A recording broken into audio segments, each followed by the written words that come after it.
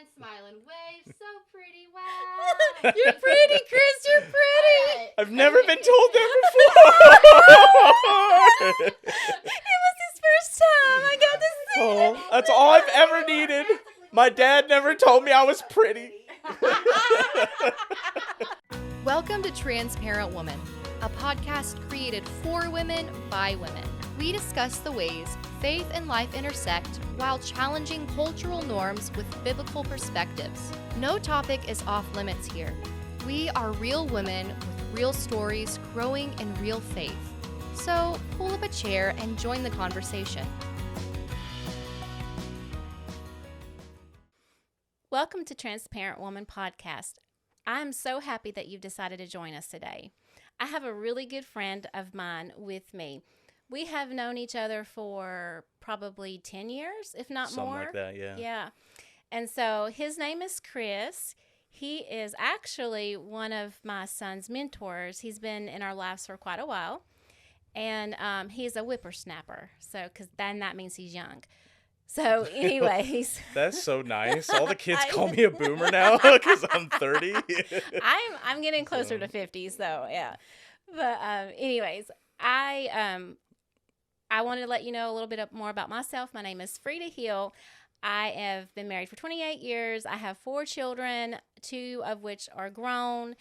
And then also I am a licensed minister in the Assemblies of God. And yeah, that's about it. I love talking to people. I love having great conversations with people. I love connecting with people. And talking about real topics. So anyways, Chris, would you like to introduce yourself? Yeah, I'm 𝗙𝗵𝗍𝗶𝗹, and I am licensed with 𝗙𝗵𝗵𝗶 as a minister as of the beginning of 2022. And I love cracking jokes and joking around, and I love just meeting people and talking with people, and I try to be, I think I can be pretty relatable and goofy. For sure. So, For sure. It is what it is. Yeah. So I wished everyone could have saw what was going on before we had started the camera. like 20 TikToks Yeah. before we hit record. So we were having a lot of fun. So as everyone knows, the world is full of chaos, and what we're going to be talking about today is spending time with the Lord, quiet time. And this was something that God had put on Chris's heart to talk about. And I think it's so vital for believers to think about. There was many times in the Bible where Jesus would get away from the crowd and be alone with the Father. And I think that because we're so inundated today with social media, so much is going on in our world and in the news, political divides, all kinds of things. And so how do we as believers really spend some quiet time with the Lord when everything in this world is pulling at us and trying to get our attention, whether that be children, spouses, jobs, ministry, all of the things. So Chris, go ahead. Let us hear your heart. What has the Lord been showing you? So what I realized, and the hardest thing I think for Christians in America is the fact that we have so much just free access to constant, rapid content. Yeah. Everybody's on their phones. And I don't say that in a way I think a lot of people like to get upset and curse it and say, no, we shouldn't be on phones and we shouldn't do this. But I think instead of cursing the darkness, we should be a light in it. And like you're doing right now. So when someone's scrolling and they see this podcast, or when they see people that are willing to share what they believe in, and especially in a way to help people, you see all this negative stuff on the scroll, but I think that we should be a light in the darkness, and they'll scroll past what we're putting out and be able to share the light of Christ with others. Because you see all the negative, that's all you see. But, if you're in a dark house and you are a candle in it, everybody has to see you. When you go to work and you talk about the Lord, or you talk about things that can help people, those people have to go to work where you're at, or they have to go to school where you're at. Yeah. And they have to hear you. They can't, it's impossible. You're going to be in their vicinity. So that's the corner of the world that you go all out into, like he said, go into all the corners of the earth, you have your corner. And I think that the internet can be a part of that. But to get back to what we were and I was going to saying, say, if you don't mind, I like what you're saying, because you're going ahead and letting us know that social media is not like from the devil, or like it has its good aspects, and we as believers can really leverage social media for good and really truly share the gospel through things like this podcast and other venues. But so I like that you put that out there. So we're not demonizing social media, right. but we're also trying to put out there that there has to be balance. So go ahead. Right. So to get back to your question, technology has just become so integrated in society and our social norms that it can be very hard to just unplug from that. Yes. And that is so important because it's funny, I was reading an article, and what being on the phone and all that does, there's even like people that study this, there's like a part of your brain on like the inner front that literally, that is like your awareness. Like if back then you had to hunt to survive and you had to do all these things, you're very aware of what needs to be done and where you're at. Well, when you're on your phone, all that like shuts off. Wow. And the more that your awareness is being shut off, the more you'll spend money, the more you'll spend time on it. So really, it's like you're really working against like an uphill battle when you're on your phone all the time and such. So it can be easy for even me, like, I'm a minister, so, I should be like reading the entire Bible every week. And all that. So, I can only do it in a year, but you do it in a week. Oh, my bad. But it's super hard, especially for Americans. Like, we're very blessed. We're very just prosperous, and even like people that don't have a lot of money, like almost everybody has phones. Yeah. And so, but when you decide to pull away from that, and you unplug and you be very intentional about your time with the Lord, that's where things really start to like open up in your relationship. You start to learn to listen, and not just to hear God, but to listen. Yeah. And I think that a big problem, like you hear about ministers on the news, and of course they're always painted in a terrible light. Like, people make mistakes and they like to be blown up on the internet. So then it seems like everyone's like that. Yeah. But I think that something that can help you to just operate better in life and also have a deeper connection with Christ in all your decision making would be to have that time to intimately be in quiet place and listen to the Lord. And not just, I think a lot of people, like, and I do this too, we let God like almost like put walls, and we'll bump into it and like, oh, well, that's hard. God shut that door, so now we have to turn, and we don't really know where we're going. We just know God's shutting doors in front of us so that we don't go that way. Right. But instead of always bumping into walls and allowing ourselves to take the easy route on everything, if we would learn to hear God, we would have more direction on things. Yeah. Like David was in a really tough spot where you could say his congregation, or the people he was around, they were all teaming up and riling up against him. Yep. And they were very upset because they had lost their wives, their children, everything. And instead of him folding into his emotions or the circumstance, it says that he encouraged himself in the Lord. Right. So he went away from them and prayed and allowed God to build him up. And wouldn't you say this was probably a habit? And it really hit me when you talked about how the part of your brain shuts down, like your awareness part.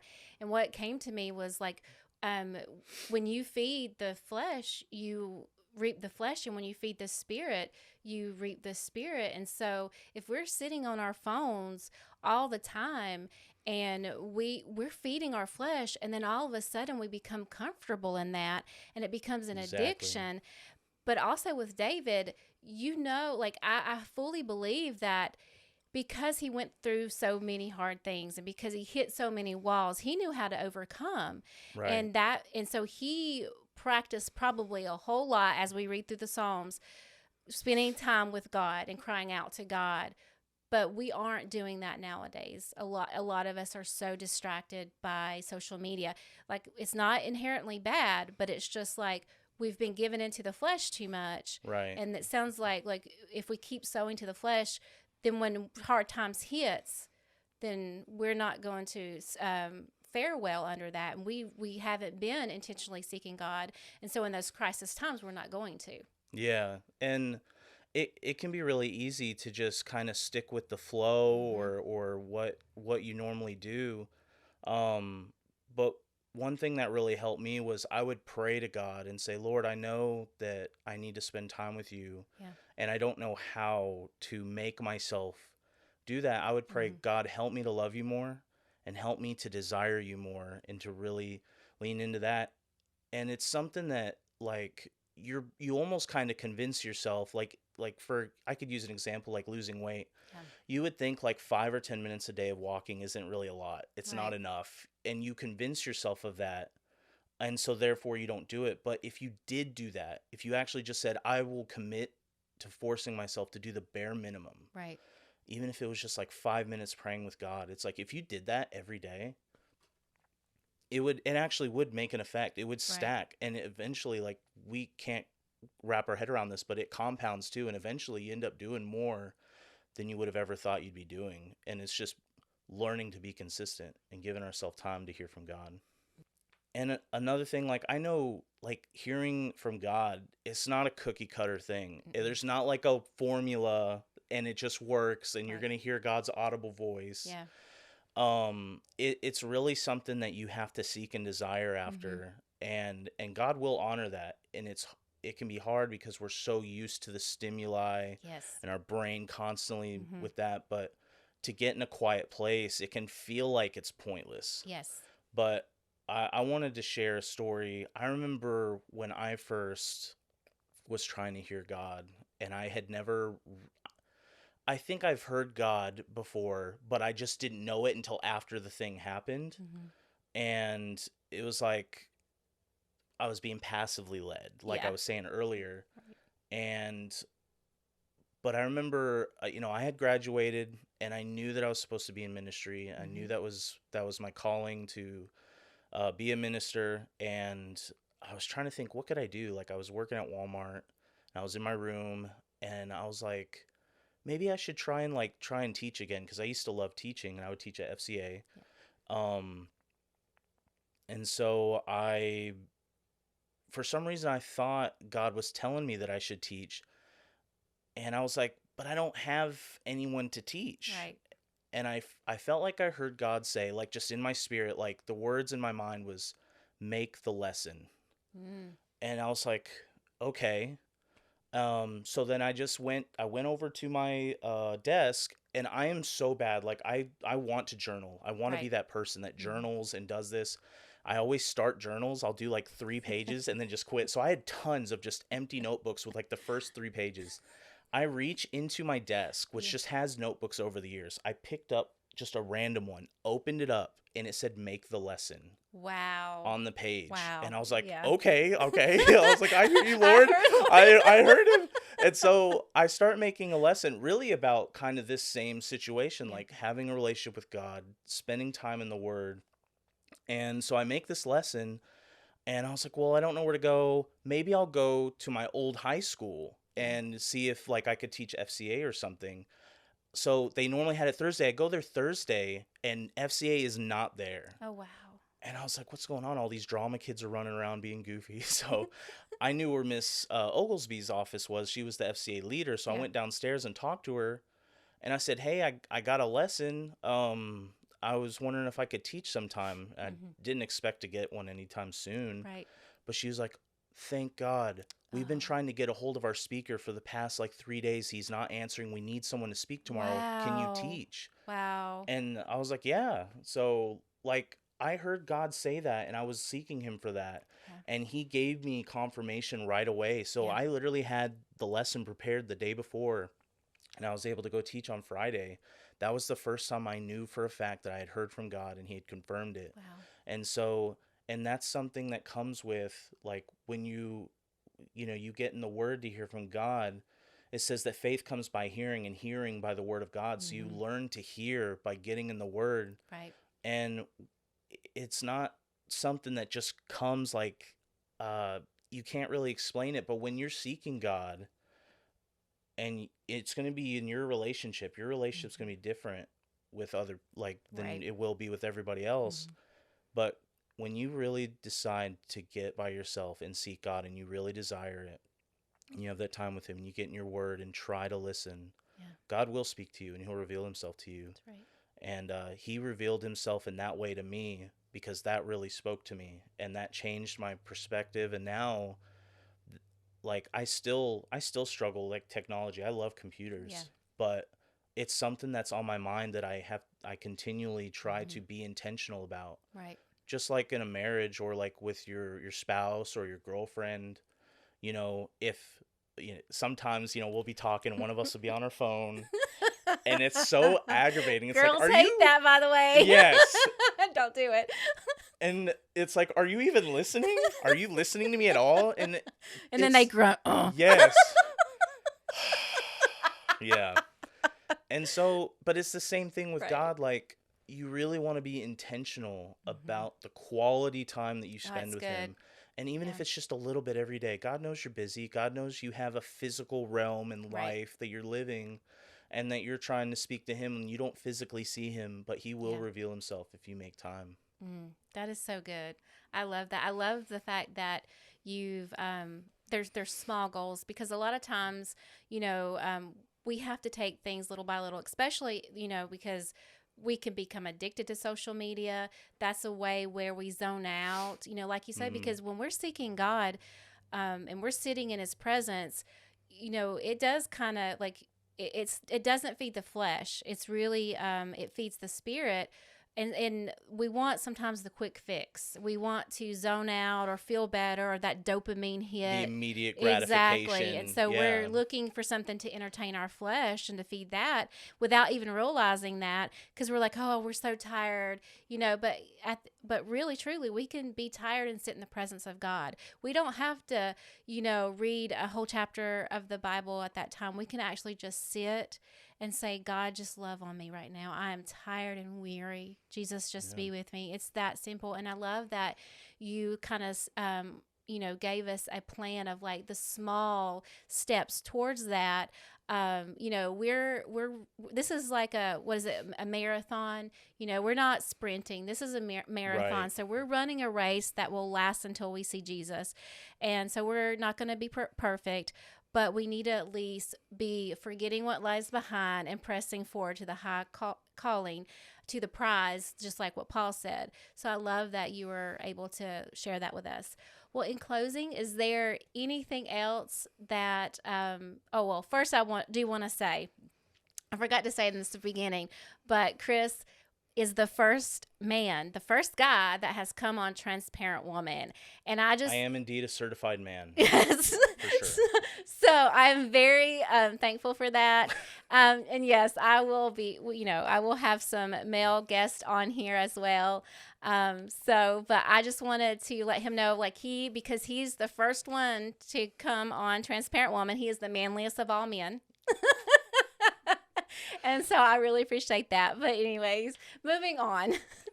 Is there anything in closing that you would like to say or share or? I would have to say, for the beginning of my journey, where it all started, that I feel like I really started to deepen with the Lord, was you need to have grace for yourself. Yes. There's going to be a lot of days you completely forget about God. You didn't even think about him. Mm-hmm. And that happens. That's normal. Yeah. You can't beat yourself up for it. God forgives you, so you forgive yourself. And I know that's hard. I remember the day I finally accepted grace, and I was stuck in just being addicted and failing over and over. Yeah. And it can be really hard. It's hard to step out of that. But as soon as you really, really accept grace from God, and you start to have grace for yourself, all that other stuff, God starts to break off. So have grace for yourself. Start small. If you only got 5 minutes in the car, anything that you do, like, God honors that. Yeah. It's not about a measurement. It's about your relationship with him, because he loves you. So have grace on yourself, have grace for others, because that's where it all starts. That's where your journey starts. That's so good. All right, my friend. Thank you so much for sharing today. Thanks for having me. Yes, it was a pleasure. And until next time, God bless.